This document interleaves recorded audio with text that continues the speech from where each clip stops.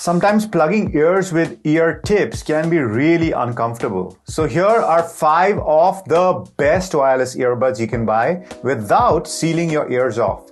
And there's a bonus in there as well. Goedendag weer DHRME. Damn, hummus really made me explode. Starting with the newest on this list at number 5, we have the JBL Live Flex. Now the real issue with open ear buds is the sound quality and especially the bass. But somehow the JBL Live Flex delivers serious bass.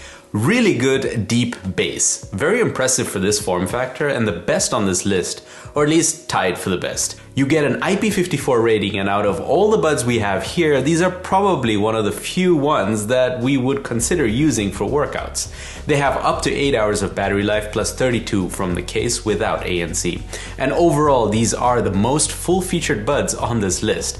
With the killer JBL app, you get access to a whole host of features. A 10-band EQ, spatial audio, customization of touch gestures, wireless charging, autoplay and pause, max volume limiter, find my buds, but you don't come to DHRME for a list of features. You want the deep, hard, real, meaty enlightenment, right? So let's do that. First off, you get noise cancelling on these, but the tech for open ear noise cancelling isn't quite there yet. So yeah, it's a decent extra when there's a lot of noise, but just don't expect it to be anywhere near any of the real noise cancelling earbuds or headphones. Just turn it off and save some battery in the process. Now these sound good, but they just don't seem to have the audio smarts. So when we push the earbuds closer to our ear holes, the sound was much better. But when they rest normally, even though the bass is present, the overall sound is too bright and almost tinny sometimes. So essentially, JBL's compensation for the fact that these are open earbuds isn't convincing enough to us. The advantage with JBL is that you can change the EQ. I mean, to compare the sound of the AirPods 2, we had to set this EQ. That's crazy. But yes, after EQ, we could get close to the AirPods sound. JBL's custom hearing feature, Personify, worked great for us with the JBL Live Pro 2, but with these buds, we didn't really notice a big difference between the before and after. The phone calls on these were fine in quiet conditions, but with noise and wind, a lot of that was also piped into the buds. Popsicle, ice, icicle, testing, 1, 2, 3. And of course, the biggest issue with these buds is their price. A very steep $180 at launch, and the availability seems very region specific.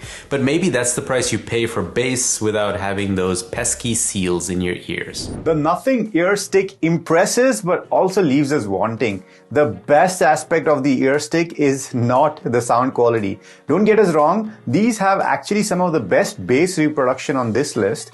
And the app lets you customize the bass, mids and highs. But somehow despite all that, something about these buds just doesn't sound right. Now again, we are in a category where this is acceptable since you're not buying open ear earbuds just for the best sound quality. And with those expectations, you can enjoy your music with these. The EQ tweaks also really help.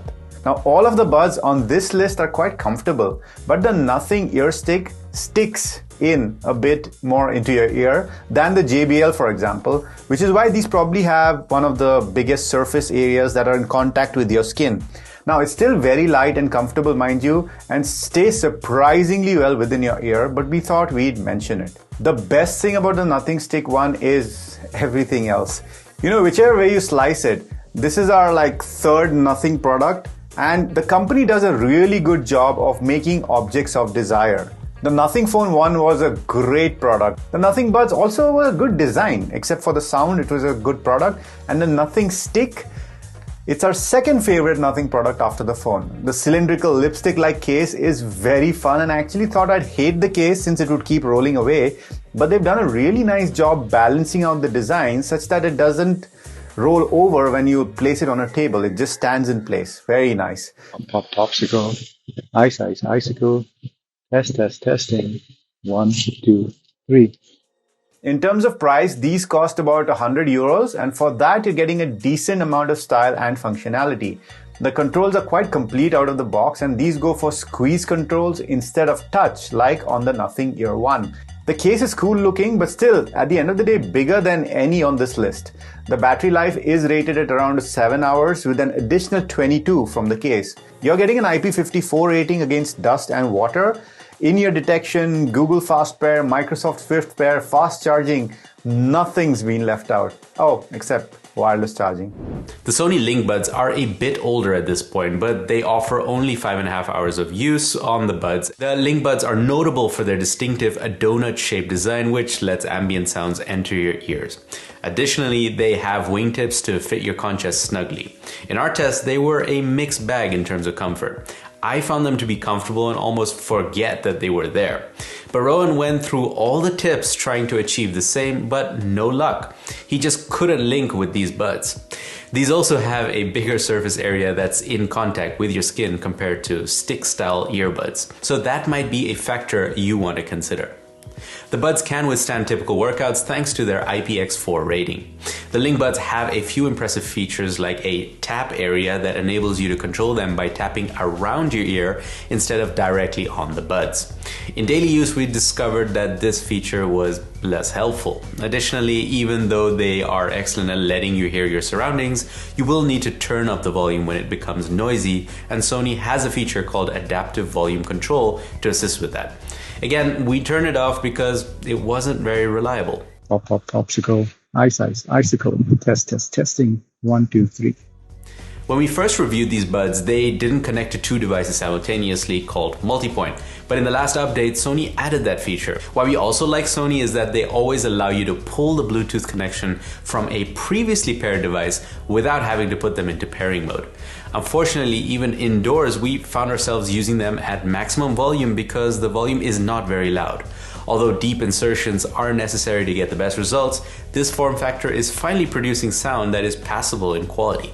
The high and mid frequencies are neutral and well balanced despite the fact that there is some bass. They are a cute little option for on-the-go listening, and the price has also gotten cuter in recent times. It's now around the $100 mark, and Sony likes to offer discounts, so keep an eye out for them. Links in the description. Alright, let's switch things up from donuts to beans, shall we? The Galaxy Buds Live are actually the cheapest on this list.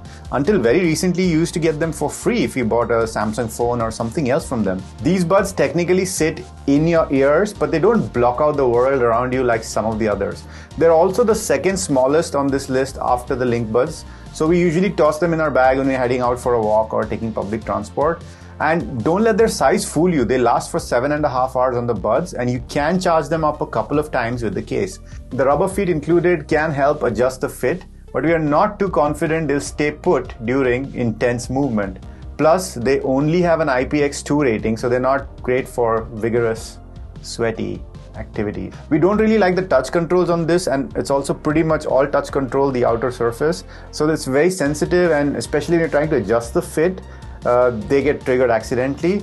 But if you can deal with that, they are decent overall and even include volume controls. Always a plus in our books. And the microphones work well for calls too. Popsicle, ice, icicle, testing, 1, 2, 3. There's no multi-point support, but you can easily pull connection from another device. Again, not sure if you've noticed, but we're big fans of that feature. There's no Google Fast Pair on board though. However, Samsung tries its Apple emulation by letting you use them with multiple Samsung devices as long as you sign in with the Samsung account. Now, these have active noise cancelling and transparency, but don't expect too much from them. Let's face it, the only noise they're cancelling is the sound of Samsung laughing all the way to the bank. Yes, we know we've done that joke before.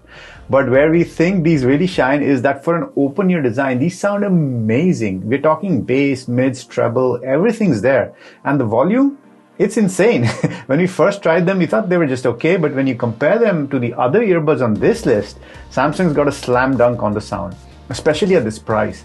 The only catch is that you might not get the same experience if the speakers aren't aimed correctly towards your ears, and that is a very real possibility considering the shape and the size of everybody's ears. We said there'd be a bonus. This is the Soundpeats Air 3, and by far the cheapest product on this list. And we think that price is a big factor here, simply because we don't think that open ear earbuds are necessarily most people's #1 pick. So for a second set of buds, a cheap set that does the basics is fine. Now, this is the older Air 3, not the newer one. It's not the greatest in terms of sound, but they stay in your ears if you don't do anything crazy. And they're IPX4 rated, so you could sweat a bit or be caught in the rain with these. Phone calls are passable, and bonus, these also have the most compact case on this list. Pop, pop, popsicle. Ice, ice, icicle. Test, test, testing. 1, 2, 3. That's gotta count for something. It better, because on pretty much every other aspect, these buds are beat by the rest on this list. Back to the regular list. And now for a final pick, Apple's AirPods 3. Along with the Samsung and the JBL, these have the best sound quality on this list, and dare I say, they rise above the Samsung and the JBL. In fact, in our opinion, these are probably one of the best sounding wireless earbuds available. And while we could analyze and compare them in detail, the fact that they can deliver solid bass, sub bass, a fun open sound makes them one of Apple's most underrated products. Getting bass without a secure seal is almost impossible, and Apple was really the first one to nail it well, and now JBL as well. AirPods also sound much better and more consistent and compensate for the gap in the ears much better. And there's an easy way to check this. Once you put them in your ear, you can press them in a bit closer to see if the sound changes. And you see that in real time, Apple's doing some crazy tech magic to adjust that sound and make it sound consistent. Whereas if you do that with any other earbuds on this list, the sound changes depending on how far away it is from your ear canal. It's quite brilliant and so subtle. And the fact that the buds sound almost the same means that they're doing some snazzy calculations in real time and compensating for that gap. It's very, very fancy. These are also about as deep as the Nothing Ear Stick and are rated at IPX4, making them workout friendly. Aside from that, the case is compact. In fact, it's smaller than the AirPods Pro, and it includes wireless charging, and you get also all the typical Apple goodness such as seamless device switching, seamless iOS integration, and reliable call quality. Pop, pop, popsicle. Ice, ice, icicle. Test, test, testing. 1, 2, 3. Oh, and the most important thing, the custom icons and special settings in Apple's operating systems. Okay, that's not the most important thing. That's probably the price. And these, along with the JBL, are the most expensive on this list. You've been going unplugged. And we've been DHRME. Namaste. Hey guys, just before you click away, you might have realized that we released a new channel called DHRME Live, where we'll be having more unscripted, off-the-cuff kind of conversations. So if you guys are into that, make sure to check it out. Thanks for your support as always. Cheers.